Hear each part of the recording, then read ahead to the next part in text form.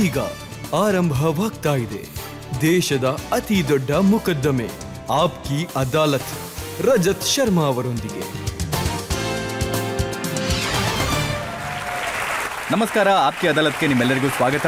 ಆಪ್ಕಿ ಅದಾಲತ್ನಲ್ಲಿ ಇವತ್ತು ಸ್ವರ ಇದೆ, ತಾಳ ಇದೆ, ಮ್ಯೂಸಿಕ್ ಇದೆ, ಒಂದಷ್ಟು ತಮಾಷೆ ಇದೆ, ಮತ್ತೆ ಮಸ್ತಿ ಕೂಡ ಇದೆ. ಬನ್ನಿ ಹಾಗಿದ್ರೆ ಶುರು ಮಾಡೋಣ.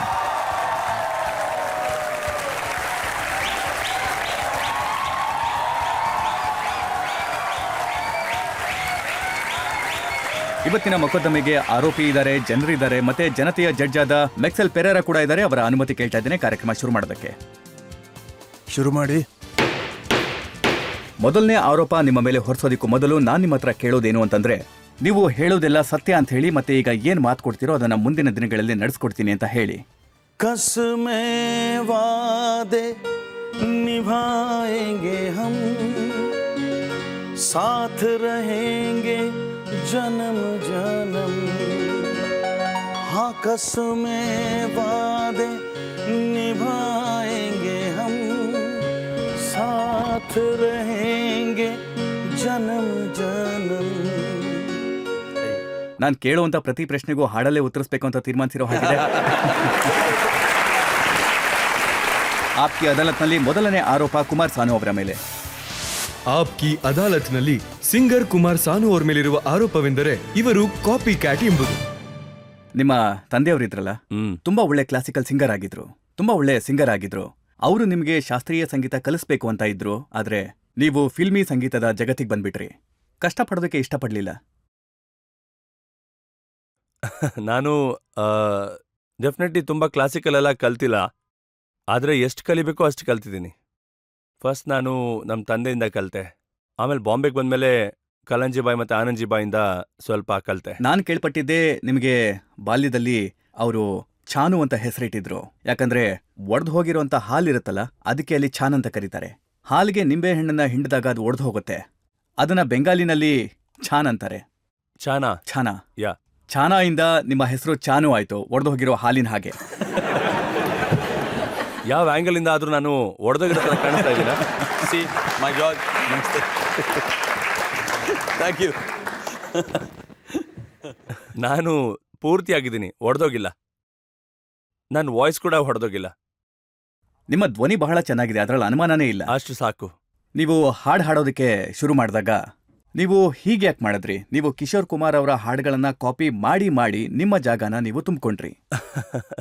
ಇಲ್ಲ, ಆ್ಯಕ್ಚುಲಿ ಕಿಶೋರ್ ಸರ್ ನಾನು ಶುರುವಿಂದನೇ ಫಾಲೋ ಮಾಡಿಕೊಂಡು ಬಂದಿದ್ದೀನಿ. ಆ್ಯಂಡ್ ನನ್ನ ವಾಯ್ಸ್ ಕೂಡ ಅವ್ರಿಗೆ ಸ್ವಲ್ಪ ಮ್ಯಾಚ್ ಆಗ್ತಾ ಇತ್ತು ನಾನು ನನ್ನ ಕರಿಯರ್ ಶುರು ಮಾಡಿದಾಗ. ಆ್ಯಂಡ್ ಐ ಥಿಂಕ್ ಯಾರೇ ಒಬ್ರು ಲೆಜೆಂಡ್ನ ಫಾಲೋ ಮಾಡೋದು ತಪ್ಪಾದ ವಿಷಯ ಅಲ್ಲ. ಅವರಿಂದ ಒಳ್ಳೇದನ್ನ ತಗೋಬೇಕು. ಆ ಒಳ್ಳೇದನ್ನ ತಗೊಂಡು ನಮ್ಮ ಹತ್ರ ಇರೋದನ್ನು ಸೇರಿಸಿ ಒಂದು ಹೊಸ ವಿಷಯನ ಹುಟ್ಟಾಕ್ಬೇಕು. ಅದನ್ನ ನಾನು ಪ್ರಯತ್ನ ಮಾಡಿದ್ದೀನಿ. ಆ್ಯಂಡ್ ಐ ಥಿಂಕ್ ಜನತೆ ನಮ್ಮ ಮುಂದೆನೇ ಇದ್ದಾರೆ.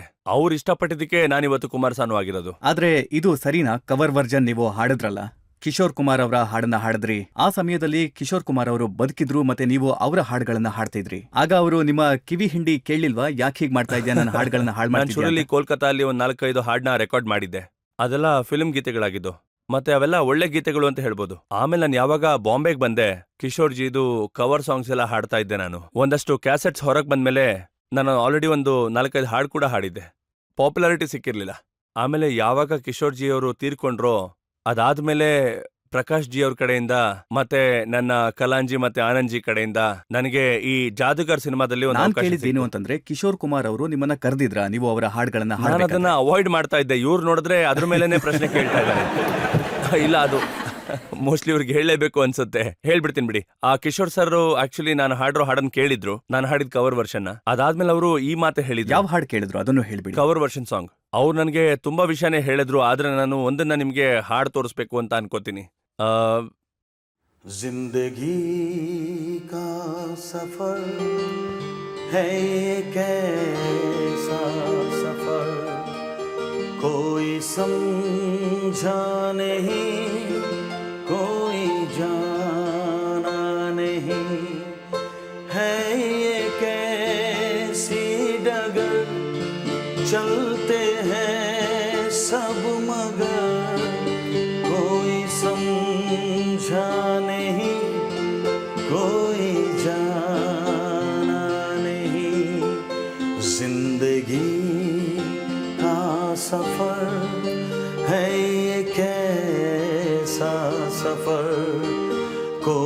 समझा नहीं, कोई जाना नहीं. Thank you. ಇಲ್ಲಿವರೆಗೂ ನನಗೇನೂ ತಿಳಿದಿಲ್ಲ, ಏನೂ ಅರ್ಥ ಆಗಿಲ್ಲ. ಇದನ್ನೇ ನಾವು ನಿಮ್ ಬಗ್ಗೆ ಹೇಳ್ತಾ ಇದ್ದಿದ್ದು. ನೀವು ಏನ್ ಮಾಡ್ತೀರಿ ಅನ್ನೋದು ಯಾರಿಗೂ ಗೊತ್ತಾಗೋದು ಇಲ್ಲ, ಅರ್ಥನೂ ಆಗೋದಿಲ್ಲ. ಕುಮಾರ್ ಸಾನು ಅವರ ಬಗ್ಗೆ ಈ ಮಾತು ನಿಜನಾ? ನಿಮ್ಮ ಹೆಸರೇನಿದೆ, ನಿಮ್ಮ ನಿಜವಾದ ಹೆಸರು ಅದು ಕೇದಾರ್ನಾಥ್ ಭಟ್ಟಾಚಾರ್ಯ. ಅದು ಸರಿನೇ, ಖಂಡಿತವಾಗಿ. ಮತ್ತೆ ಪಬ್ಲಿಕ್ ಅವ್ರನ್ನ ಮುಠಾಳ್ರನ್ನ ಮಾಡೋದಕ್ಕೆ ನೀವು ಹೆಸರನ್ನ ಬದಲಾಯಿಸಿದ್ರಿ ಕುಮಾರ್ ಸಾನು ಅಂತ. ಇಲ್ಲಿ ನೋಡಿ, ಕೇದಾರ್ನಾಥ್ ಭಟ್ಟಾಚಾರ್ಜಿ ನನ್ನ ಹೆಸರಾಗಿತ್ತು. ಈಗಲೂ ಕೂಡ ನಿಮಗೆ ಗೊತ್ತಾಗ್ತಿರ್ಬೋದು ನಾನು ಆಡ್ತಿರೋ ಮಾತುಗಳಿಂದ ನಾನೊಬ್ಬ ಬೆಂಗಾಲಿ ಅಂತ. ಡೆಫಿನೆಟ್ಲಿ ನಿಮಗೂ ಕೂಡ ಅನ್ನಿಸ್ತಾ ಇರ್ಬೋದು ಅಲ್ವಾ? ಪ್ಲೀಸ್ ನನ್ನ ಕ್ಷಮಿಸ್ಬಿಡಿ, ನಾನು ಮುಂಚೆನೇ ಹೇಳ್ತಾ ಇದ್ದೀನಿ. ನಾನು ಮಾತಾಡುವಾಗ ಅನ್ಸುತ್ತೆ ನನಗೆ ನಾನು ಬೆಂಗಾಲಿನ ಈಸಿಯಾಗಿ ಬೆಳೆಸ್ಬಿಡ್ತೀನಿ ಅಂತ. ಆದರೆ ಯಾವಾಗ ನಾನು ಹಾಡ್ತೀನಲ್ವಾ, ನನ್ನ ಮುಂದೆ ಪೇಪರ್ಸ್ ಬಂದ್ಬಿಡುತ್ತಲ್ಲ. ನಿಮ್ಗೂ ನಾನೊಂದು 21 ಲ್ಯಾಂಗ್ವೇಜಲ್ಲಿ ಹಾಡುಗಳನ್ನ ಹಾಡಿದ್ದೀನಿ. ಆ್ಯಂಡ್ ತುಂಬ ಜನ ಹೇಳಿದ್ದಾರೆ ನನಗೆ, ನೋಡಿ ನೀವು ತಮಿಳ್ ಹಾಡ್ತಿರುವಾಗ ನೀವು ತಮಿಳವ್ರ ಥರನೇ ಅನ್ನಿಸ್ತೀರಾ. ಇದು ದೇವ್ರು ನನಗೆ ಕೊಟ್ಟಿರುವಂಥ ಒಂದು ಆಶೀರ್ವಾದ, ನಂದೇನೂ ಇಲ್ಲ. ಆದರೆ ಇದು ಹೇಗೆ ಅಂದರೆ, ನಿಮ್ ಹೆಸರನ್ನ ಕುಮಾರ್ ಸಾನು ಅಂತ ಯಾಕೆ ಇಟ್ಕೊಂಡ್ರಿ ಅಂತ ಮೊದಲು ಹೇಳಿ, ಆಮೇಲೆ ಮುಂದುವರಿಸಿ. ಮೊದಲೇ ಕಲಾಂಜಿ ಮತ್ತೆ ಆನಂದ್ಜಿ ಬಾಯಿ ನನಗೇನು ಹೇಳ್ಕೊಟ್ರು ಅಂದರೆ, ನೋಡು ಕುಮಾರ್, ನೀನೊಬ್ಬ ಬೆಂಗಾಲಿ. ಮೊದಲು ಎಲ್ರು ಏನ್ ಹೇಳ್ತಾರೆ ಅಂದ್ರೆ, ಯಾವುದೇ ಕಾರಣಕ್ಕೂ ನೀನ್ ಚೆನ್ನಾಗಿ ಪ್ರೊನೌನ್ಸ್ ಮಾಡಿ ಹಾಡೋದಕ್ಕಾಗಲ್ಲ ಅಂತ. ನಿನ್ ಹೆಸರೇ ನಿನ್ಗೆ -ಪಾಯಿಂಟ್ ಅಂತ. ನನ್ನ ಹೆಸರು ಸಾನು ಭಟ್ಟಾಚಾರ್ಜಿ ಅಂತ, ಅದನ್ನೇ ಇಟ್ಬೇಡ ಅಂತ ಹೇಳ್ದೆ. ಅವ್ರು ಬೇಡ ಅಂದ್ರು. ನಾವು ಯಾವ ತರ ಹೆಸರಿಡೋಣ ಅಂದ್ರೆ ಯಾರಿಗೂ ಗೊತ್ತಾಗ್ಬಾರ್ದು ನೀನು ಯಾವ ಕಾಸ್ಟಿಗೆ ಸೇರಿದವನು ಅಂತ. ಇದರಲ್ಲಿ ನನ್ನ ಎಫರ್ಟ್ ಏನೂ ಇಲ್ಲ, ಅವ್ರು ನನ್ ಕೊಟ್ಟಿರೋ ಹೆಸರು ಕುಮಾರ್ ಸಾನು. ಇದು ನನಗೆ ಕಲಂಜಿ ಮತ್ತೆ ಆನಂದ್ಜಿ ಕೊಟ್ಟಿರೋ ಅಂತ ಹೆಸರು. ಸೊ ಇದರಿಂದ ಗೊತ್ತಾಗಲ್ಲ ನೀನು ಯಾವ ಜಾತಿಗೆ ಯಾವ ಪಂಗಡಿಗೆ ಸೇರಿದವನು ಅಂತ ಹೇಳಿದ್ರು. ಅಂಡ್ ನಿಮ್ಗೆಲ್ಲ ಗೊತ್ತಲ್ವಾ, ಆರ್ಟಿಸ್ಟ್ಗೆ ಯಾವುದೇ ಜಾತಿ ಇರೋದೇ ಇಲ್ಲ. ಚೆನ್ನಾಗಿ ಹಾಡಿದ್ರೆ ಅಷ್ಟೇ ಸಾಕು, ಇಲ್ಲ ಅಂದ್ರೆ ಇವರು ಅಂತವ್ರು.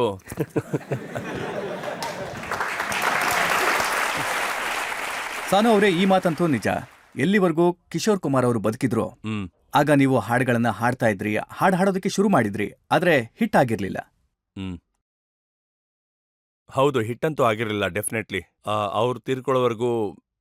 ಆದ್ರೆ ನಾವು ಅವ್ರನ್ನ ಕಳ್ಕೊಂಡ್ಮೇಲೆ ಏನ್ ನನಗೆ ಮೊದಲನೇ ಫಿಲ್ಮ್ ಅಂತ ಸಿಕ್ತು, ಅವ್ರ ಬದಲಾಗಿ ಐ ಮೀನ್ ಜಾದೂಗರ್ ಸಿನಿಮಾಲಿ ನಾನು ಹಾಡಾಡಿದ್ದೆ. ಮತ್ತೆ ಪಿಕ್ಚರ್ಗೆ ಅಷ್ಟು ಒಳ್ಳೆ ಓಪನಿಂಗ್ ಏನು ಸಿಕ್ಕಿರಲಿಲ್ಲ. ಆ್ಯಂಡ್ ನನಗೆ ಒಂದು ರೀತಿ ಲಾಭ ಆಗಿತ್ತು.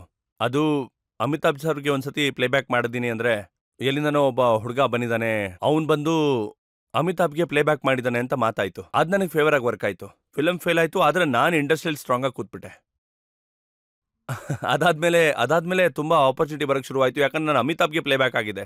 So definitely it was my plus. ಇಲ್ಲಿಗೆ ಬಂದಿರುವಂತ ಪಬ್ಲಿಕ್ ಕಾರ್ಯಕ್ರಮ ಶುರು ಆಗೋದಕ್ಕೆ ಮುಂಚೆ ನನಗೊಂದು ರಿಕ್ವೆಸ್ಟ್ ಕೊಟ್ಟಿದ್ರು. ನಿಮ್ಮ ಯಾವ ಹಾಡು ಮೊದಲು ಹಿಟ್ ಆಯ್ತೋ ಆ ಹಾಡನ್ನ ಹಾಡ್ಬೇಕಂತೆ. ಹಿಟ್ಟಾದಂತ ಮೊದಲನೇ ಹಾಡು ಯಾವುದು? ನಿಮ್ಗೆ ಯಾರಿಗೂ ಅದನ್ನ ನಂಬೋಕ್ಕಾಗಲ್ಲ ನಾನು ಯಾವ ಹಾಡು ಮೊದಲು ಹಿಟ್ ಆಗಿತ್ತು ಅಂತ. ಆ ಹಾಡು ಯಾವುದು ಅಂದ್ರೆ, जब कोई बात बिगड़ जाए, जब कोई मुश्किल पड़ जाए, तुम मेरा साथ मेरा ओ हमनवा. न कोई है न कोई था जिंदगी में तुम्हारे सिवा, तुम मेरा साथ मेरा ओ हमनवा. साथ मेरा ओ हमनवा. ಈ ಹಾಡಿನ ಅಗತ್ಯ ನಿಮಗೆ ತುಂಬಾನೇ ಇತ್ತು, ಯಾಕಂದ್ರೆ ಈಗ ಮಾತು ಮುಂದುವರಿಯುತ್ತೆ ಮತ್ತೆ ಕಾರ್ಯಕ್ರಮ ಶುರುವಾಗ್ತಾ ಇದೆ. ಸಾಕಷ್ಟು ಆರೋಪಗಳ ಪಟ್ಟಿ ಇದೆ ನಮ್ಮ ಹತ್ರ ಕುಮಾರ್ ಸಾನು ಅವರ ಮೇಲೆ. ಜನತೆಯ ಮೊಕದ್ದಮೆ ಮುಂದುವರಿಯುತ್ತೆ ಒಂದು ಸಣ್ಣ ಬ್ರೇಕ್ನ ನಂತರ. सांसों में बड़ी बेकरारी, आंखों में कई रत जगे, कभी कहीं लग जाए दिल तो कहीं फिर दिल ना लगे. अपना दिल में जरा थम लूं, जादू का मैं किसे नाम दूं. जादू कर रहा है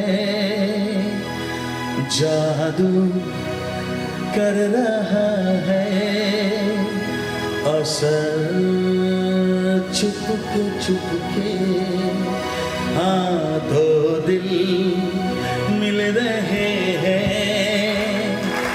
दो दिल मिल रहे हैं मगर चुपके चुपके हाँ सबको हो रही है हाँ हाँ सबको हो रही है खबर चुपके चुपके ओ दो दिल मिल रहे हैं मगर चुपके चुपके हाँ हाँ चुपके चुपके चुपके चुपके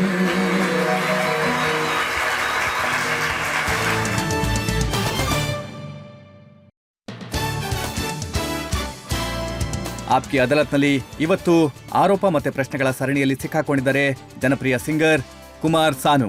ಆಪ್ಕಿ ಅದಾಲತ್ನಲ್ಲಿ ಮುಂದಿನ ಆರೋಪ ಕುಮಾರ್ ಸಾನು ಅವರ ಮೇಲೆ. ಆಪ್ಕಿ ಅದಾಲತ್ನಲ್ಲಿ ಸಿಂಗರ್ ಕುಮಾರ್ ಸಾನು ಅವರ ಮೇಲಿರುವ ಆರೋಪವೆಂದರೆ ಇವರು ಆರೋಗ್ಯಂಟ್ ಎಂಬುದು. ಆರೋಗ್ಯಂಟ್ ಅಂದ್ರೆ ನಿಮಗೆ ಗೊತ್ತಾಗುತ್ತಲ್ಲ, ಮುಂಬೈ ಫಿಲ್ಮ್ ಇಂಡಸ್ಟ್ರಿನಲ್ಲಿ ನಿಮ್ಮನ್ನ ಕೋಪಿಷ್ಟ ಅಂತ ಕರೀತಾರೆ. ಯಾವಾಗ ನಿಮಗೆ ಸಕ್ಸಸ್ ಸಿಕ್ತೋ ಮತ್ತೆ ನೀವು ದೊಡ್ಡ ಸ್ಟಾರ್ ಆದ್ರೂ ಆಗಿಂದ ನೀವು ಯಾರಿಗೂ ಮುಖ ಕೊಟ್ಟು ಮಾತಾಡ್ಸಲ್ಲ ಅಂತಾರೆ. ಬಾಯಿನ ಬದಲಾಯಿಸ್ಕೊಂಡು ಹೇಗೆ ಮಾತಾಡೋದು ಅಂತ ನನಗಂತೂ ಗೊತ್ತಿಲ್ಲ. ಇದು ನನ್ನ ಮೈನಸ್ ಪಾಯಿಂಟ್ ಅಂತ ಹೇಳ್ಬೋದು. ನಾನು ಸತ್ಯನ ಹಾಗೆ ಮಾತಾಡ್ಬಿಡ್ತೀನಿ, ಮುಖದ ಮೇಲೆ ಹೇಳ್ಬಿಡ್ತೀನಿ. ಏನ್ ನನ್ನ ಕಣ್ಣು ಕಾಣುತ್ತೆ, ಯಾವ್ದು ನನ್ನ ಜೊತೆ ಇದೆ, ನಾನು ತುಂಬಾ ಸ್ಟ್ರೇಟ್ ಫಾರ್ವರ್ಡ್ ಇದ್ದೀನಿ. ಇದು ನನ್ನ ಮೈನಸ್ ಪಾಯಿಂಟ್. ಇವತ್ತಿನ ಜಮಾನದಲ್ಲಿ ಇದನ್ನ ಮೈನಸ್ ಪಾಯಿಂಟ್ ಅಂತ ಕರೀತಾರೆ. ಐ ಆಮ್ ಸಾರಿ, ಮೇಲ್ಗಡೆ ಕೇಳಿಸ್ಕೊತಾ ಇರ್ಬೋದು, ಅದೇನೇ ಆದ್ರೂ ಇದು ಮೈನಸ್ ಪಾಯಿಂಟೇ. ಹಾಗಾಗಿ ಇದೆಲ್ಲ ಇದೆ. ನಾನು ಹಾಡ್ಬೇಕಾದ್ರೆ ಸರಿಯಾಗಿ ದುಡ್ಡು ಇಸ್ಕೊಂಡೆ ಅಂದ್ರೆ ನಾನು ಕೆಟ್ಟವನಾಗ್ಬಿಡ್ತೀನಿ. ಸರಿಯಾದ ದುಡ್ಡಲ್ಲ, ನೀವು ತುಂಬಾ ಜಾಸ್ತಿನೇ ಇಲ್ಲ ಕೇಳ್ತೀರಾ. ಇಲ್ಲ, ಸರಿಯಾದ ಹಣ ಇಸ್ಕೋತೀನಿ ಅಷ್ಟೇ, ತುಂಬಾ ದುಡ್ಡೆಲ್ಲ ಕೇಳಲ್ಲ. ಆದ್ರೆ ವಿಷಯ ಏನು ಅಂದ್ರೆ ನಾನೇನಾದ್ರೂ ನನ್ಗೆ ಇಷ್ಟ ಆಗದಿರೋದನ್ನ ಅವ್ರ ಹತ್ರ ಹೇಳ್ದೆ ಅನ್ಕೊಳ್ಳಿ, ಅದರಿಂದ ನಾನು ಕೆಟ್ಟವನಾಗ್ಬಿಡ್ತೀನಿ. ನೀವು ಬಂದ ನಂತರ ಫಿಲ್ಮ್ ಇಂಡಸ್ಟ್ರಿನಲ್ಲಿ ಸಿಂಗರ್ಗಳ ರೇಟ್ ತುಂಬಾ ಜಾಸ್ತಿ ಆಯ್ತು ನಿಮ್ಮಿಂದಾಗಿ. ಯಾಕಂದ್ರೆ ನೀವು ಪಾಪ್ಯುಲರ್ ಆಗಿದ್ರಿ, ಹಿಟ್ ಆಗಿದ್ರಿ, ಮತ್ತೆ ನೀವು ಬಾಯಿಗೆ ಬಂದಿದ್ದೆ ಬೆಲೆ ಹೇಳ್ತಾ ಇದ್ರಿ. ಇದರಲ್ಲಿ ತುಂಬಾ ವಿಷಯಗಳನ್ನ ಸೇರಿಸ್ಬಿಟ್ಟಿದ್ದಾರೆ. ನಾನು ತುಂಬಾ ಬೇಗ ಹಾಡುಗಳನ್ನ ಮುಗಿಸ್ಬಿಡ್ತಿದ್ದೆ, ತುಂಬಾ ಫಾಸ್ಟ್. ಅಂದ್ರೆ 10 ನಿಮಿಷದಲ್ಲಿ 15 ನಿಮಿಷದಲ್ಲಿ ಯಾವುದೇ ಹಾಡಾದ್ರೂ ಮುಗಿಸ್ಬಿಡ್ತಿದ್ದೆ. ಇದು ಒಂದು ಪ್ರಾಬ್ಲಮ್ಸ್ ತರ ಕಾಣಿಸ್ಬಿಡ್ತು. ಯಾಕಂದ್ರೆ ಮ್ಯೂಸಿಕ್ ಡೈರೆಕ್ಟರ್ಸ್ ಎಲ್ಲ ಒಂದು 2 ತಿಂಗಳು ತಗೋತಿದ್ರು ಸಾಂಗ್ನ ಮಾಡೋದಕ್ಕೆ. ಇದನ್ನ ಬಂದು ಅರ್ಧ ಗಂಟೆಲಿ ಹಾಡಿ ಕುಮಾರ್ ಸಾನು ಹೇಗೆ ವಾಪಸ್ ಹೋದ್ರು ಅಂತ, ಇದು ಎಲ್ರಿಗೂ ಕಷ್ಟ ಆಗೋಕ್ ಶುರು ಆಯ್ತು. ಇದು ನನ್ನ ಇನ್ನೊಂದು ಮೈನಸ್ ಪಾಯಿಂಟ್ ಅಂತ ಹೇಳ್ಬೋದು. ನನ್ ಸ್ವಲ್ಪ ಬ್ರೈನ್ ಫಾಸ್ಟ್ ಆಗಿ ಓಡುತ್ತೆ, ಏನಿದು ಪಿಕಪಿಂಗ್ ಪವರ್ ಅಂತ ಹೇಳ್ತೀವಲ್ಲ, ಅದು ಹಾಡೋದ್ರಲ್ಲಿ. ಮತ್ತೆ ಇದು ಕೆಲವು ಮ್ಯೂಸಿಕ್ ಡೈರೆಕ್ಟರ್ಸ್ಗೆ ಒಂಥರ ಈಗೋ ಪ್ರಾಬ್ಲಮ್ ಆಗ್ಬಿಡ್ತಾ ಇತ್ತು. ನಿಮ್ಮ ಈಗೋ ಪ್ರಾಬ್ಲಮ್ ಬಗ್ಗೆ ನಾನು ಕೇಳ್ಪಟ್ಟಿದ್ದೆ. ಯಾವ ವ್ಯಕ್ತಿ ನಿಮಗೆ ಸಹಾಯ ಮಾಡಿದ್ರಲ್ಲ, ನದೀಮ್ ಬಗ್ಗೆ ಮಾತಾಡ್ತಾ ಇದ್ದೀನಿ ನಾನು. ಅವರ ಮೂಲಕ ನೀವು ಸೂಪರ್ ಹಿಟ್ ಸಿಂಗರ್ ಆದ್ರಿ. ಆಮೇಲೆ ನೀವು ಸಕ್ಸಸ್ ಆದ ನಂತರ ನೀವು ಅವರಿಗೆ ಕಣ್ಣು ತೋರಿಸೋದಕ್ಕೆ ಶುರು ಮಾಡಿದ್ರಿ. आँखों की गुस्ताखियाँ माफ हो. ಕೇಳಿಸ್ಕೊತಿರ್ಬೇಕು ನಾದಿಮ್ ಜಿ ಅವರು ಮತ್ತು ಚರಣ್ ಜಿ ಕೂಡ. ओ आँखों की गुस्ताखियाँ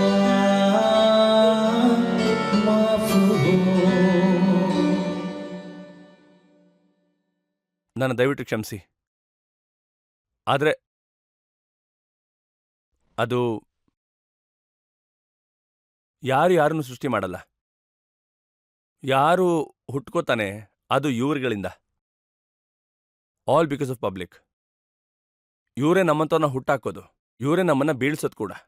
ಈಗ ನದೀಮ್ ಶ್ರವಣ್ ಜಿ ಅವರು ನನ್ನನ್ನ ಹುಟ್ಟಾಕಿದ್ರು ಅಥವಾ ನಾನು ಅವ್ರನ್ನ ಹುಟ್ಟಾಕ್ದೆ, ಈ ಮಾತು ಯಾರು ಹೇಳೋದಕ್ಕಾಗಲ್ಲ, ಸರಿ ಅಲ್ವಾ?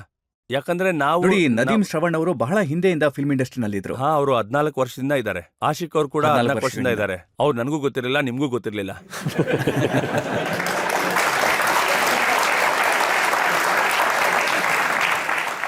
ನೋಡಿ, ಇದು ಸರಿಯಾದ ಮಾತು.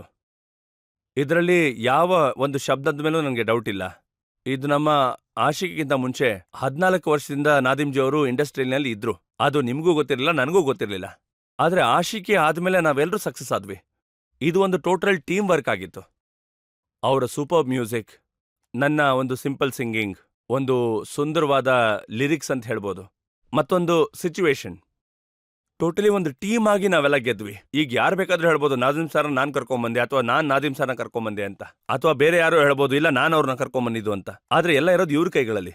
ಇವರೇ ಎಲ್ಲರನ್ನೂ ಹುಟ್ಟಾಕೋದು, ಕೆಳಗ್ ಬೀಳ್ಸೋದು ಕೂಡ. ಆದ್ರೆ ನಿಮ್ಮನ್ನ ಯಾರು ಮುನ್ನೆಲೆಗೆ ಕರ್ಕೊಂಡ್ ಬಂದ್ರಲ್ಲ, ಗುಲ್ಶನ್ ಕುಮಾರ್ ಟಿ ಸೀರೀಸ್, ಅವ್ರು ನಿಮ್ಗೆ ಅವಕಾಶ ಮಾಡ್ಕೊಟ್ರು ಕವರ್ ವರ್ಷನ್ ಹಾಡೋದಕ್ಕೆ. ಅವರಿಂದಾಗಿ ನಿಮ್ಗೆ ಪಾಪ್ಯುಲಾರಿಟಿ ಸಿಗೋದಕ್ಕೆ ಶುರುವಾಯ್ತು. ನೀವು ಅವ್ರ ಜೊತೆಗೂ ಜಗಳ ಮಾಡ್ಕೊಂಡ್ರಿ. ನೋಡಿ, ಅವ್ರ ಜೊತೆ ತಕರಾರು ಅಥವಾ ಜಗಳ ಅಂತ ಯಾವತ್ತೂ ಆಗಿಲ್ಲ. ಸ್ವಲ್ಪ ಮಾತುಕತೆ ನಡೆದಿತ್ತು ಅಂತ ಹೇಳ್ಬೋದು. ಆ್ಯಂಡ್ ಡೆಫಿನೆಟ್ಲಿ ನಿಮಗೆ ಇಷ್ಟಂತೂ ಗೊತ್ತಿರುತ್ತೆ, ಯಾಕಂದ್ರೆ ನನ್ನ ಬಗ್ಗೆ ತುಂಬಾನೇ ರಿಸರ್ಚ್ ಎಲ್ಲ ಮಾಡಿದ್ದೀರಾ ಅಂತ ನನಗೆ ಕಾಣಿಸ್ತಾ ಇದೆ ಅದು. ಸೊ ನೀವು ನನ್ನ ಬಗ್ಗೆ ಎಲ್ಲಾನು ಕಂಡು ಹಿಡ್ಕೊಂಡಿರ್ತೀರಾ ಅಂತ ಕಾಣಿಸ್ತಾ ಇದೆ. ನಾನ್ ಪತ್ತೆ ಹಚ್ಚಿದೇನು ಅಂತಂದ್ರೆ, ಎಲ್ಲಾನು ಹುಡ್ಕೊಂಡ್ಬಿಟ್ಟಿದ್ದಾರೆ. ನಾನು ನಿಮ್ಗೆ ಇದು ಕೂಡ ಗೊತ್ತಿರ್ಬೋದು, ನಾನೊಬ್ಬ ನನಗ್ ಗೊತ್ತಾಗಿದ್ದೇನು ಅಂತಂದ್ರೆ, ನಿಮ್ಮ ಜಗಳ ಆಗಿದ್ದು ಅನುರಾಧ ಪಡ್ವಾಲ್ ಅವರಿಂದ.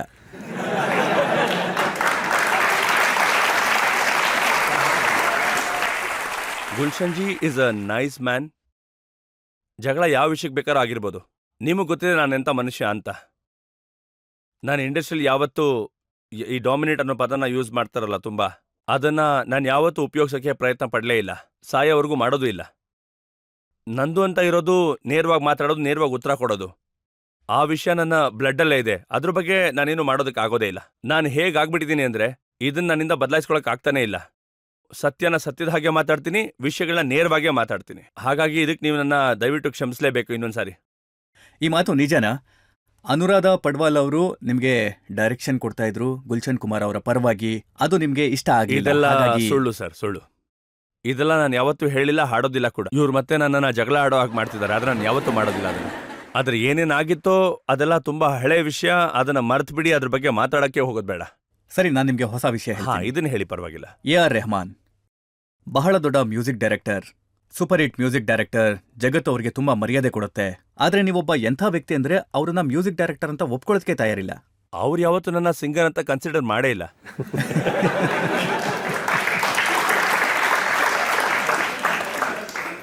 ಅವ್ರು ನನ್ನ ಸಿಂಗರ್ ಅಂತ ಯಾವತ್ತೂ ಅನ್ಕೊಂಡಿಲ್ಲ ಅಲ್ವಾ? ಇಲ್ಲಾಂದ್ರೆ ಹಾಡಿಸ್ತಾ ಇದ್ರು ಯಾವ್ದಾರ ಸಾಂಗ್ಯೋ. ಅವ್ರಿಗೆ ಅನ್ಸಿರ್ಬೇಕು Kumaraswamy is not a singer, ಪರವಾಗಿಲ್ಲ ಬಿಡಿ. ಅವ್ರು ಯಾವಾಗ ಕರೆದು ನಾನು ಹೋಗಿ ಹಾಡ್ತೀನಿ. ಆದ್ರೂ ನಾನು ಅವ್ರ ಸಿನಿಮಾಗೆ ಹಾಡಿದ್ದೀನಿ ಅನ್ಸುತ್ತೆ, ಕಬಿನಾ ಕಬಿ. ಯಾವ ಹಾಡು ಹಾಡಿದ್ರಿ ನೀವು? ಯಾವುದೋ ಒಂದು ಹಾಡಿದೆಯಲ್ಲ, ಅದು ಯಾವುದದು, ನನಗೆ ನೆನಪಾಗ್ತಾ ಇಲ್ಲ. ನಿಮ್ಮಲ್ಲಿ ಯಾರಿಗಾದ್ರೂ ಆ ಹಾಡು ನೆನಪಿದ್ಯಾ? ಅದು ನನಗೆ ನೆನಪಿಲ್ಲ ಅಂದ್ರೆ ನಿಮಗೆ ನೆನಪಿರಕ್ಕೆ ಹೇಗೆ ಸಾಧ್ಯ? ಇದರಿಂದ ಏನು ಗೊತ್ತಾಗುತ್ತೆ ಅಂದ್ರೆ, ನೀವು AR ರೆಹಮಾನ್ ಜೊತೆ ಹಾಡು ಹಾಡಿದ್ರೆ ಆ ಹಾಡಿನ ಗತಿ ಏನಾಗುತ್ತೆ? ಒಂದು ಹಾಡಿದ್ದೀನಿ, ಒಂದೇ ಒಂದು ಹಾಡಿದ್ದೀನಿ. ಯಾಕೆ ನೆನಪಾಗ್ತಾ ಇಲ್ಲ? ಓಹ್, ಯಾಕೆ ನೆನಪಾಗ್ತಿಲ್ಲ ಇದು? ಇದರ ಕಾರಣ ಏನಿರ್ಬೋದು? ರೆಹಮಾನ್ ಅವರು ನಿಮ್ಮನ್ನ ಹಾಡು ಹಾಡೋದಕ್ಕೆ ಕರೀದೇ ಇರೋದಕ್ಕೆ, ನೀವು ಅವ್ರ ಜೊತೆ ಹಾಡು ಹಾಡೋದಕ್ಕೆ ಆಗದೆ ಇರೋದಕ್ಕೆ ಏನ್ ಕಾರಣ? ನಾನು ರೆಡಿ ಇದ್ದೀನಿ, ಕಾಯ್ತಾ ಕೂತಿದ್ದೀನಿ. ಈಗಲೇ ಕರೆದ್ರು ಈಗಲೇ ಎಲ್ಲಿಂದ ಹೊರಟ್ಬಿಡ್ತೀನಿ. ರೆಹಮಾನ್ ಸರ್ ನೋಡ್ತಾ ಇದ್ದೀರಾ ಅಲ್ವಾ? ನೀವು ನನ್ನ ಈಗ ಕರೆದು ಈಗಲೇ ಬಂದು ಹಾಡ್ತೀನಿ ನಿಮಗೋಸ್ಕರ. ಈ ಮಾತು ನಿಜನಾ? ನಿಮಗೆ ಒಂದರ ನಂತರ ಒಂದು ಅವಾರ್ಡ್ಗಳು ಸಿಗೋದಕ್ಕೆ ಶುರುವಾಯಿತು. 5 ಫಿಲ್ಮ್ ಫೇರ್ ಅವಾರ್ಡ್ ಸಿಕ್ತು, ಬೆಸ್ಟ್ ಪ್ಲೇಬ್ಯಾಕ್ ಸಿಂಗರ್ ಅವಾರ್ಡ್ ಕೂಡ ಸಿಕ್ತು. ಅದಾದ ನಂತರ ನಿಮ್ಮಲ್ಲಿ ಎಷ್ಟೊಂದು ಆರೋಗೆನ್ಸ್ ಬಂತು ಅಂತಂದ್ರೆ, ನೀವು ಹೇಳಿದ್ರಿ ನಾನು ಅವಾರ್ಡ್ ಫಂಕ್ಷನ್ಗೆ ಬರಲ್ಲ, ನನಗಿದ ಮ್ಯಾಟ್ರ್. ಇದು ಒಂದು ರಾಂಗ್ ಇನ್ಫಾರ್ಮೇಶನ್ ಜನಗಳ ಹತ್ರ ಹೋಗ್ಬಿಡ್ತು, ಮೀಡಿಯಾ ಹತ್ರ ಹೋಗ್ಬಿಡ್ತು. ನಾನಿದನ್ನ ಇಗ್ನೋರ್ ಮಾಡಲಿಲ್ಲ. ಇದನ್ನ ನಾನು ಒಳ್ಳೆ ರೀತಿಲಿ ಹೇಳಿದ್ದೆ. ನಾನು ತುಂಬಾ ಖುಷಿ ಆಗ್ತೀನಿ ಒಂದ್ ವೇಳೆ 5 ಸಾರಿ ತಗೊಂಡ್ಮೇಲೆ ಕೂಡ ನಾನು ಏನು ಹೇಳಿದ್ದು ಅಂದ್ರೆ, ಯಾರಾದ್ರೂ ಹೊಸ ಸಿಂಗರ್ ಕೂಡ ಸಿಗ್ಲಿ ಅಂತ. ಅದು ನನಗೆ ಖುಷಿ ಕೊಡುತ್ತೆ ಅಂತ. ಆದ್ರೆ ಇದರಿಂದ ನನಗೆ ತುಂಬಾ ಅನ್ಯಾಯನೇ ಆಗ್ಬಿಡ್ತು. ನಾನು ಈ ಮಾತನ್ನ ಹೇಳಿದ್ಮೇಲೆ ಇವರು ಪ್ರಿಂಟ್ ಮೀಡಿಯಾದಲ್ಲಿ ಇದನ್ನ ಪ್ರಿಂಟ್ ಮಾಡ್ಬಿಟ್ರು. ಅದೇನಂದ್ರೆ, ಕುಮಾರ್ ಸಾನು ಫಿಲ್ಮ್ ಫೇರ್ ಅವಾರ್ಡ್ನ ಬೇಡ ಅಂದ್ರು ಅಂತ. ಫಿಲ್ಮ್ ಫೇರ್ ಅವರು ಕೂಡ ನನ್ನ ಮೇಲೆ ತುಂಬಾ ಕೋಪ ಮಾಡ್ಕೊಂಡ್ರು. ನೀವು ಹೀಗೆಲ್ಲ ಹೇಗೆ ಹೇಳಿದ್ರಿ ಅಂತ. ನಾನು ಹೇಳಿದೆ, ನೋಡಿ ನಾನು ಆತರ ಎಲ್ಲ ಹೇಳಿಲ್ಲ ಅಂತ. ನಾನು ಹೇಳಿದ್ದು ಯಾರಾದ್ರೂ ಹೊಸ ಸಿಂಗರ್ಗೆ ಇದು ಸಿಕ್ಕಿದ್ರೆ ನನಗೂ ಸಂತೋಷ ಆಗುತ್ತೆ ಅಂತ. ಇದು ನನ್ನ ಗುಣ ಆಗಿತ್ತು. ಅದ್ರ ಫಲ ಈಗಲೂ ಅನುಭವಿಸ್ತಾ ಇದ್ದೀನಿ. ಇದರ ಅರ್ಥ ನೀವು ಸಾಕಷ್ಟು ತಪ್ಪು ಮಾಡಿದ್ರಿ ಅಂತನಾ? ನೋಡಿ, ಅದಕ್ಕೆ ಇವತ್ತು ನಾನು ಇಲ್ಲಿಗೆ ಬಂದು ಕೂತಿದ್ದೀನಿ. ಇನ್ನೂ ಸಹಿಸ್ಕೊಳ್ಳೋದು ತುಂಬಾ ಇದೆ. ಹೌದೌದು. ಪ್ರೇಕ್ಷಕರನ್ನ ಕೇಳೋಣ, ಅವರು ನಿಮ್ಗೆ ಯಾವ ಪ್ರಶ್ನೆ ಕೇಳ್ತಾರೆ ಅಂತ. ಪ್ರಶ್ನೆ ಏನು ಅಂದ್ರೆ, ಈಗೀಗ ಒಂದು ರಿಯಾಲಿಟಿ ಶೋಗಳೆಲ್ಲ ಬರ್ತಿದೆಯಲ್ಲ, ಕೆಲವೊಂದು ಚಾನಲಲ್ಲಿ ನೋಡಿರ್ಬೋದು ನೀವು.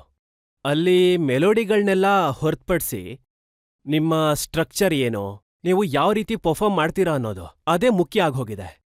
ರಾಗದಲ್ಲಿ ಹಾಡ್ತಾರೋ ಹಾಡಲ್ವೋ, ಮೊದಲು ನೀವು ಹೇಗ್ ಕಾಣ್ತೀರಾ, ನಿಮ್ ಸ್ಟ್ರಕ್ಚರ್ ಏನು, ಮತ್ತೆ ನಿಮ್ಮ ಬ್ಯಾಕ್ಗ್ರೌಂಡ್ ಏನಿದೆ, ಅದೆಲ್ಲ ಮುಖ್ಯ ಆಗೋಗಿದೆ ಈಗ. ಇದ್ರ ಬಗ್ಗೆ ನೀವೇನ್ ಹೇಳ್ತೀರಾ? ಏನ್ ಆಗ್ಬೇಕಾಗಿತ್ತು? ಇದು ಸರಿನಾ? ಇದಕ್ಕೆ ಉತ್ತರ ಕೊಡ್ತೀರಾ? ನನಗಿದನ್ನ ಕೇಳಿ, ಅವ್ರ ಪ್ರಶ್ನೆ ಕೇಳಿ ತುಂಬಾನೇ ಖುಷಿ ಆಗ್ತಾ ಇದೆ. ಅದು ಒಬ್ಬ ಯಂಗ್ ಹುಡುಗ ಈ ತರ ಯೋಚನೆ ಮಾಡ್ತಾ ಇದ್ದಾರೆ ಅಂದ್ರೆ, ಈ ರಿಯಾಲಿಟಿ ಅಂತ ಏನಿದೆ ಅದು ಇವ್ರವರೆಗೂ ತಲುಪ್ತಾ ಇದೆ, ಹರಡ್ತಾ ಇದೆ. ಇವತ್ತೇನ್ ಹಾಡನ್ನ ಕೇಳ್ತಾರೆ ಅದನ್ನ ಯಾರು ಕಿವಿಯಿಂದ ಕೇಳ್ತಾ ಇಲ್ಲ, ಕಣ್ಣಿಂದ ಕೇಳ್ತಾ ಇದ್ದಾರೆ. ಇದು ನಿಮ್ಗೆ ಗೊತ್ತಿದೆ ಅಲ್ವಾ? ಜನ ಕಣ್ಣಿಂದ ಕೇಳಿಸ್ಕೊತಿದ್ದಾರೆ.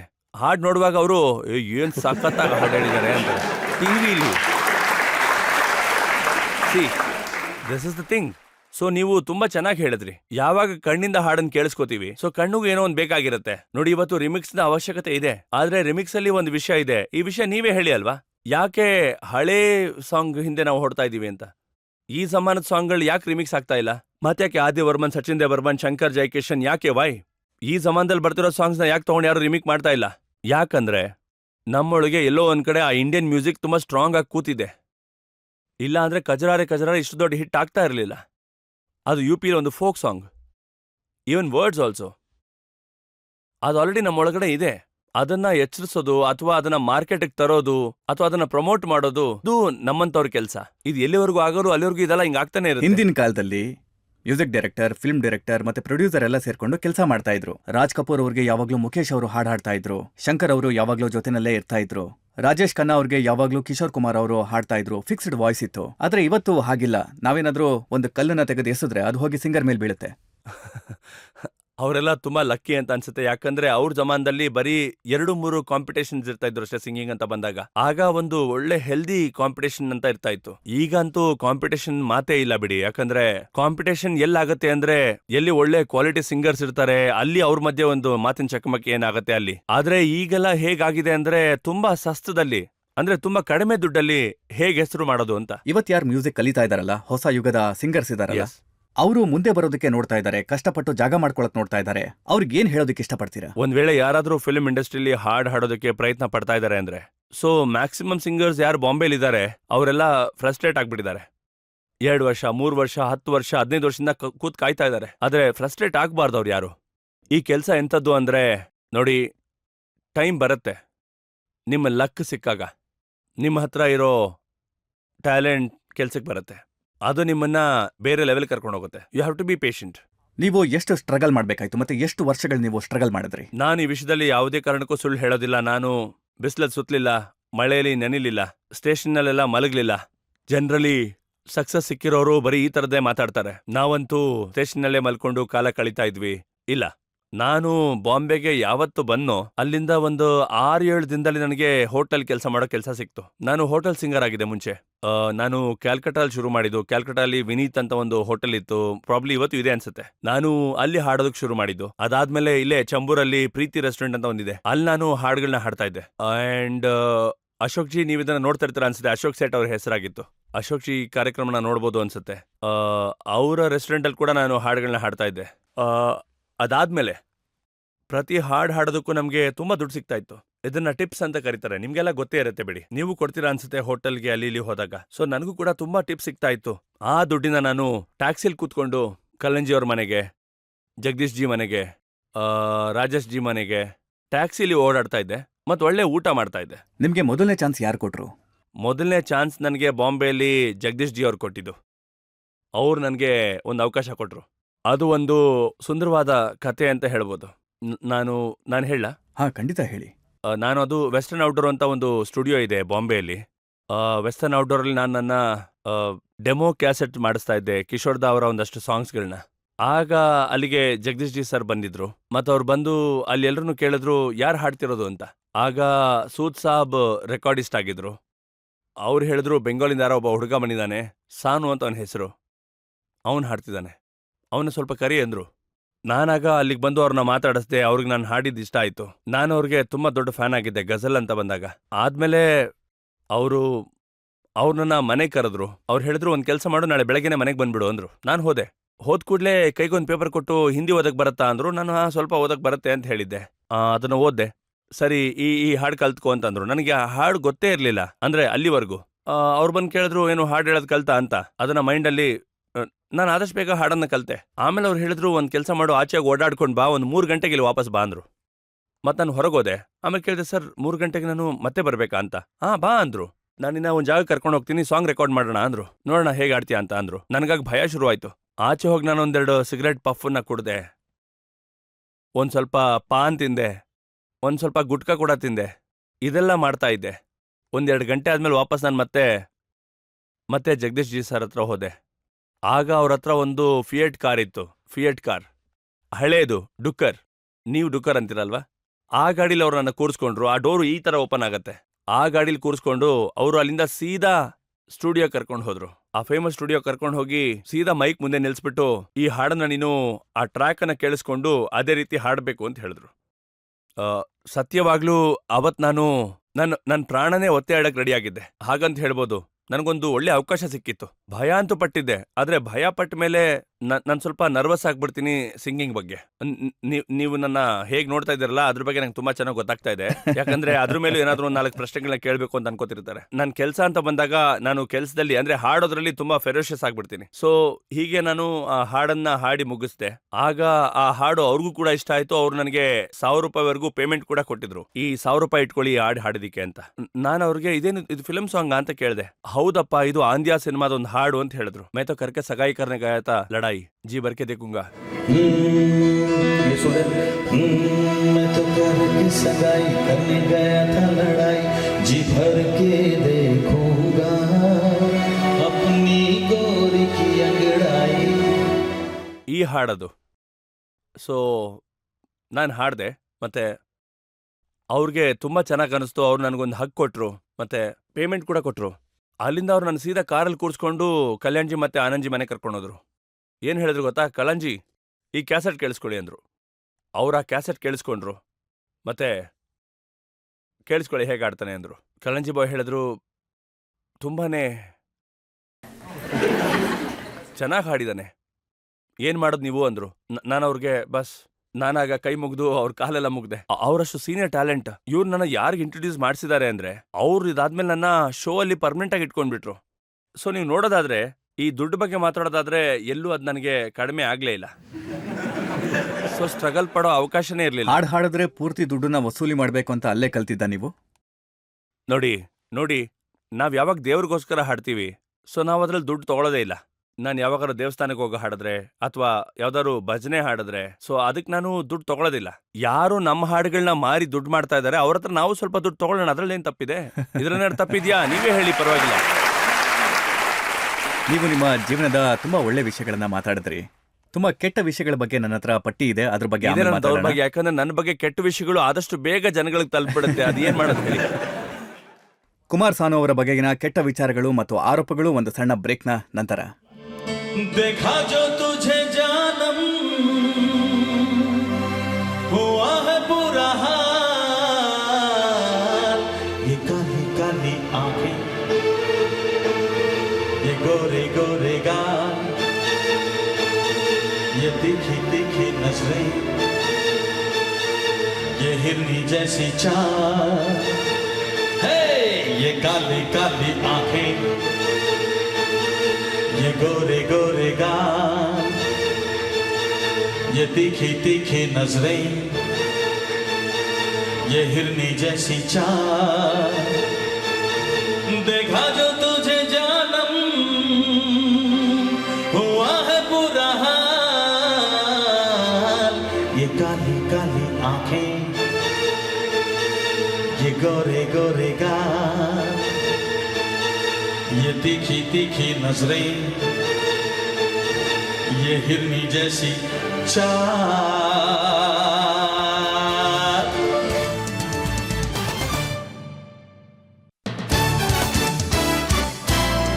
ಆಪ್ಕಿ ಅದಾಲತ್ನಲ್ಲಿ ಆರೋಪ ಮತ್ತೆ ಪ್ರಶ್ನೆಗಳ ಸುಳಿಯಲ್ಲಿ ಸಿಕ್ಕಾಕೊಂಡಿರೋದು ಪ್ರಖ್ಯಾತ ಸಿಂಗರ್ ಕುಮಾರ್ ಸಾನು.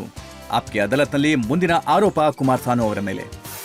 ಆಪ್ಕಿ ಅದಾಲತ್ನಲ್ಲಿ ಸಿಂಗರ್ ಕುಮಾರ್ ಸಾನು ಅವರ ಮೇಲಿರುವ ಆರೋಪವೆಂದರೆ ಇವರ ಮನಸ್ಸು ಕೆಲಸದ ಮೇಲಿರುವುದಿಲ್ಲ ಎಂಬುದು. ಒಳ್ಳೆ ವಿಚಾರ ಏನು ಅಂತಂದ್ರೆ, 1990 ಇಂದ 1994 ತನಕ ಈ 4 ವರ್ಷಗಳೇನಿದೆ, ನೀವು ಸಕ್ಸಸ್ನ ಏಣಿನ ಹತ್ತುತ್ತಾ ಇದ್ರಿ. ಒಂದಾದ ನಂತರ ನಿಮ್ಗೆ ಸಕ್ಸಸ್ ಸಿಗೋದಕ್ಕೆ ಶುರುವಾಯ್ತು. ನೀವು ಪ್ರತಿದಿನ 10 ರಿಂದ 12 ಹಾಡುಗಳನ್ನ ಹಾಡ್ತಾ ಇದ್ರಿ. ಅದಾದ್ಮೇಲೆ ನೀವು ಸೋಂಬೇರಿ ಆಗೋದಕ್ಕೆ ಶುರುವಾದ್ರಿ, ಹಾಡು ಹಾಡೋದನ್ನ ನಿಲ್ಲಿಸ್ಬಿಟ್ರಿ. ಇದಾದ್ಮೇಲೆ ನಾನು ನಿಮ್ಗೆ ಹೇಳ್ತೀನಿ, ಇದಾದ್ಮೇಲೆ ನಾನು ಆರೋಗ್ಯಂಟ್ ಆದೆ ಅಂತ ನೀವು ಹೇಳ್ತಾ ಇದ್ದೀರಾ.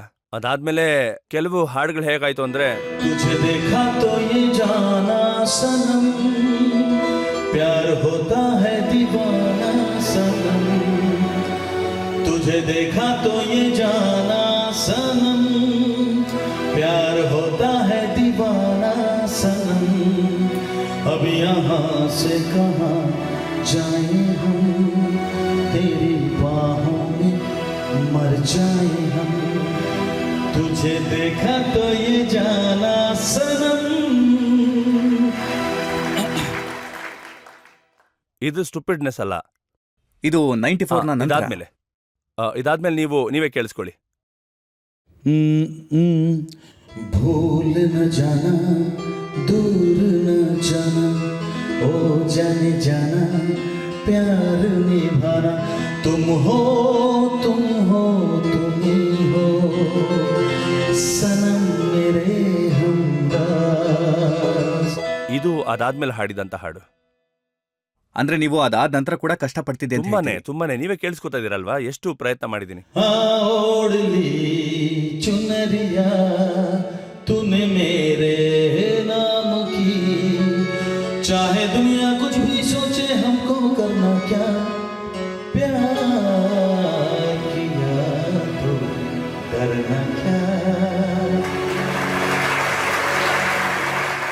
ಹಾ ಹಾ ಹಾ ಹಾ ಅದಾದ್ಮೇಲೆ ಹಾಡಿದಂತ ಹಾಡಿದ್ದು. सर की जो सर से वो धीरे धीरे, पागल हुआ रे मैं धीरे धीरे, सर की जो सर से वो धीरे धीरे, पागल हुआ रे मैं धीरे धीरे, तेरी चुनरिया दिल में गई, हाँ तेरी ये बिंदिया दिल में गई. ಇದು ಅದಾದ್ಮೇಲೆ ಹಾಡಿದ್ದು. ಮೊದಲಿಗೆ ನೀವು 10ರಿಂದ 12 ಹಾಡುಗಳನ್ನ ಹಾಡ್ತಾ ಇದ್ರಿ, ಆನಂತರ ನೀವು 4-5 ಹಾಡುಗಳನ್ನ ಹಾಡೋದಕ್ಕೆ ಶುರು ಮಾಡಿದ್ರಿ. ಅಂದ್ರೆ ನೀವು ಚೂಸಿ ಆಗೋದಕ್ಕೆ ಶುರುವಾದ್ರ. तुम दिल की धड़कन में रहते हो,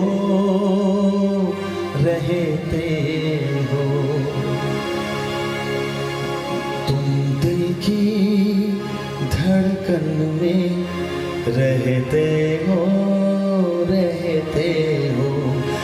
मेरी सांसों से कहते हो, बाहों में आ जाओ, सपनों में खो जाओ, तुम दिल की धड़कन में रहते हो.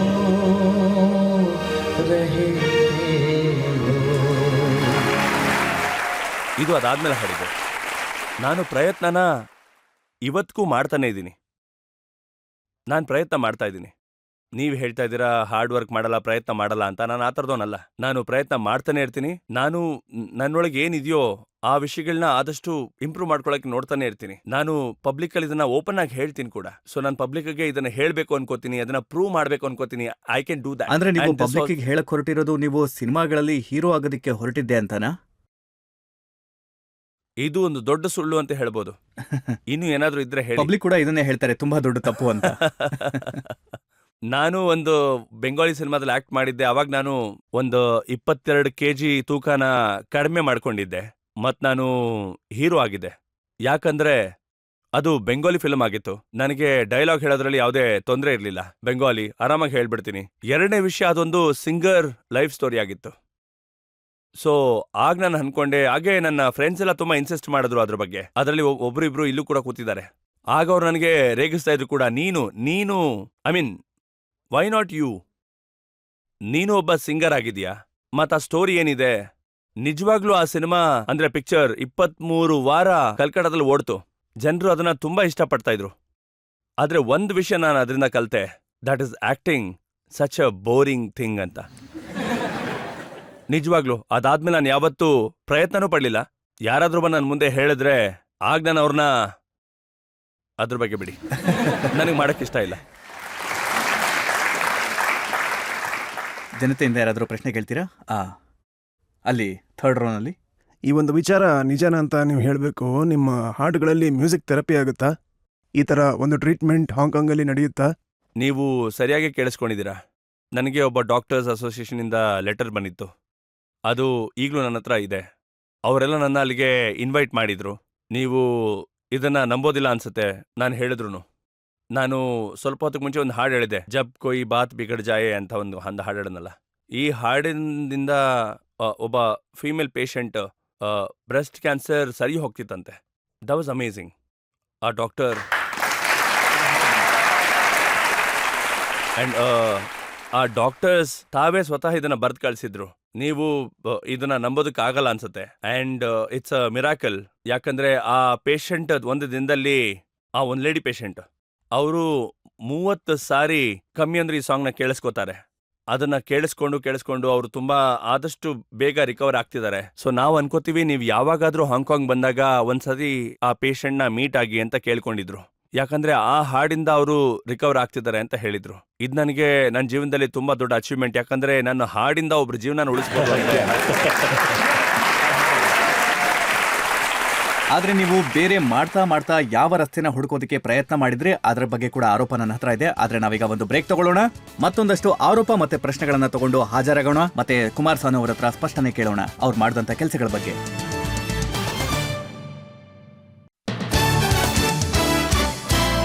ಆಪ್ಕಿ ಅದಾಲತ್ನಲ್ಲಿ ನಾವಿವತ್ತು ಜನತೆಯ ಪರವಾಗಿ ಮೊಕದ್ದಮೆಯನ್ನ ಹೂಡಿದ್ದೇವೆ ಜನಪ್ರಿಯ ಸಿಂಗರ್ ಕುಮಾರ್ ಸಾನು ಅವರ ಮೇಲೆ.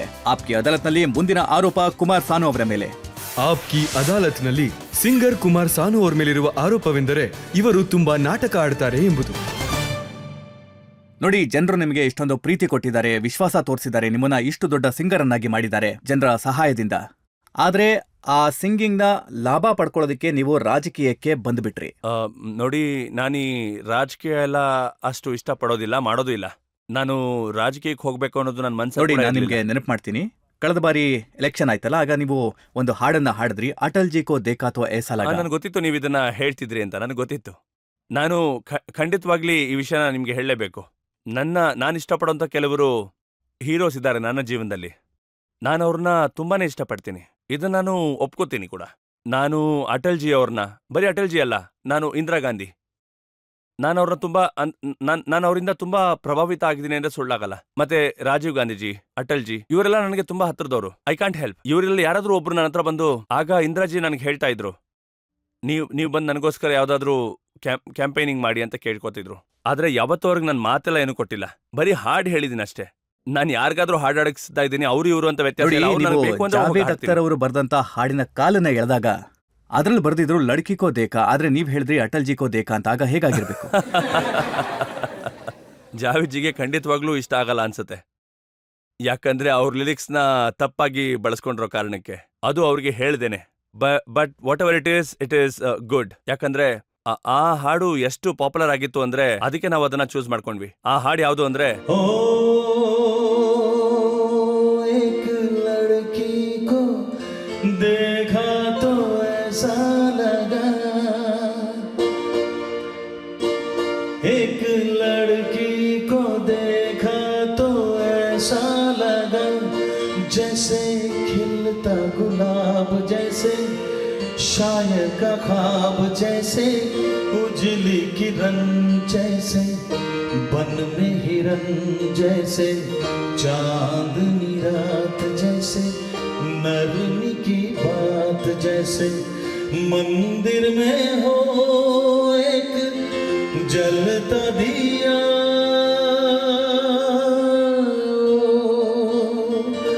एक लड़की को देखा तो ऐसा लगा. ನೋಡಿ, ನಿಮ್ ಬಗ್ಗೆ ಇನ್ನೊಂದು ಆರೋಪ ಇದೆ. ನೀವು ಯಾವುದೇ ಹುಡುಗಿನ ನೋಡಿದಾಗ ನೀವು ಈ ಮಾತನ್ನೇ ಹೇಳ್ತೀರಾ, ತುಜೆ ದೇಖಾ ತೋ ಐಸಾ ಲಗಾ. ನೋಡಿ, ಇದು ನನ್ನ ಥಿಂಕಿಂಗ್.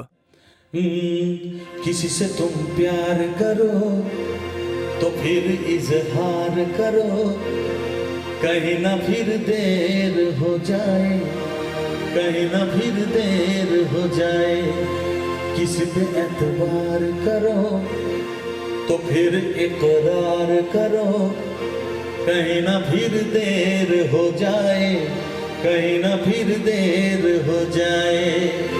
अरे यही तो दिल चुराने का अंदाज होता है.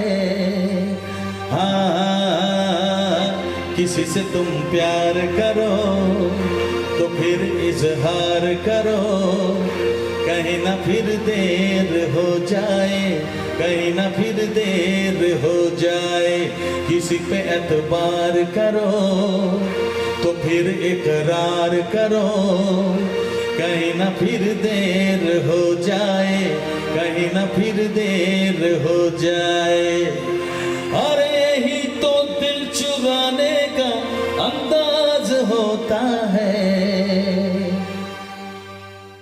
ಇದು ಆ ಥರದ್ದೇ. ಏನ್ ಮಾಡಕ್ಕಾಗತ್ತೆ? ಏನು ಮಾಡಕ್ಕಾಗಲ್ಲ. ನೀವು ಕಲ್ಕತ್ತಾದಿಂದ ಬಾಂಬೆಗೆ ಏನ್ ಬಂದಿದ್ದೀರಾ? ಅದ್ರ ಮಧ್ಯದಲ್ಲಿ ನಿಮಗೊಂದಷ್ಟು ತೊಂದರೆ, ಅದ್ ನಿಮ್ ಪರ್ಸನಲ್ ಲೈಫ್, ಸಾರಿ. ಅದ್ರ ಬಗ್ಗೆ ಏನಾದ್ರೂ ಹೇಳಕ್ ಬಯಸ್ತೀರಾ? ಪ್ರೀತಿನ ನೋಡಿ, ನನ್ನ ಹಾಡುಗಳ ಜೊತೆ ನನ್ನ ಪ್ರೀತಿ ಇದೆ, ನನ್ನ ಮಕ್ಕಳ ಜೊತೆ ನನ್ಗೊಂದು ಪ್ರೀತಿ ಇದೆ. ನಾನ್ ಮಾತಾಡ್ತಿರೋದು ನನ್ನ ಫಸ್ಟ್ ಸಿನಿಮಾ ಆಶಿಕಿ ಹಾಡಿನ ಬಗ್ಗೆ. ಆ ಹಾಡನ್ನ ಜನ ಇವತ್ತು ಸಹ ಕೇಳಿಸ್ಕೊತಾರೆ. ಅದರಿಂದಾನೇ ನೀವು ಫೇಮಸ್. ಸಾನು ಅವರೇ ಏನ್ ಕೇಳ್ತಾ ಇದಾರೆ ಅಂದ್ರೆ, ಮಧ್ಯದಲ್ಲಿ ನೀವು ಪ್ರೀತಿ ಮಾಡಿದ್ರಲ್ಲ ಅದ್ರ ಬಗ್ಗೆ ಮಾತಾಡಿ ಅಂತಿದ್ದಾರೆ. ಓ, ಇದಂತೂ ತುಂಬಾ ಕಷ್ಟವಾದ ಕೆಲ್ಸನೇ. ಆದ್ರೆ सांसों की जरूरत है जैसे जिंदगी के लिए, बस एक सनम चाहिए आशिकी के लिए. हाँ, एक सनम चाहिए आशिकी के लिए, जान की जरूरत है जैसे बेखुदी के लिए, बस एक सनम चाहिए आशिकी के लिए.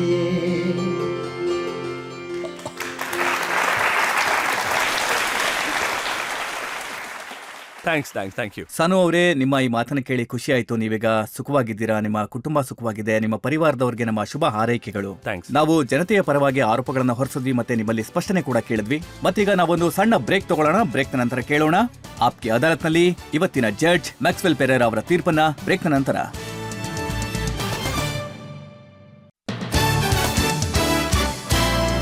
ಆಪ್ಕಿ ಅದಾಲತ್ನಲ್ಲಿ ನಾವಿವತ್ತು ಸ್ಪಷ್ಟನೆ ಕೇಳಿದ್ದು ಪ್ರಖ್ಯಾತ ಸಿಂಗರ್ ಕುಮಾರ್ ಸಾನು ಅವರಿಂದ.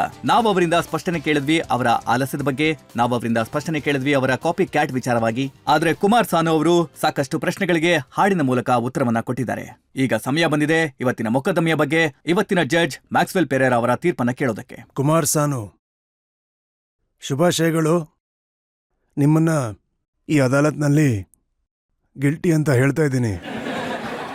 ನಾನು ನಿಂತ್ಕೊಂಡ್ಬಿಡ್ಲಾ? ತುಂಬಾ ವಿಚಾರಗಳಲ್ಲಿ. ಮೊದಲನೇದಾಗಿ ನೀವು ಈ ಗಂಭೀರ ವಾತಾವರಣ, ಕೋರ್ಟ್ನ ವಾತಾವರಣವನ್ನ ನಿಮ್ಮ ಹಾಡಿಂದ ರಂಜಿಸ್ಬಿಟ್ರಿ. ನೀವು ಒಪ್ಕೋಬೇಕು, ನೀವು ನಾಟಕ ಮಾಡ್ತೀರಾ ಅಂತ. ಮತ್ತೆ ನಿಮ್ಮ ಪ್ರತಿಭೆಯಿಂದ ಖಂಡಿತವಾಗ್ಲೂ ನೀವು ಜನರಿಗೆ ತುಂಬಾ ಇಷ್ಟ ಆಗ್ತೀರಾ. ನಾನು ತುಂಬಾ ನಾಟಕ ಮಾಡ್ತೀನಿ. ನಾನು ಇದನ್ನ ಸ್ವೀಕಾರ ಮಾಡ್ಕೊಂಡೆ. ಈ ವಿಚಾರವಾಗಿ ನೀವೇನಾದ್ರೂ ಹೇಳೋದಕ್ಕೆ ಇಷ್ಟಪಡ್ತೀರಾ? ಹಾಡಿನ ಮೂಲಕ ಕೂಡ ಹೇಳ್ಬೋದು. कुछ ना कहो, कुछ भी ना कहो, क्या कहना है, क्या सुनना है, मुझको पता है, सबको पता है, समय का ये पल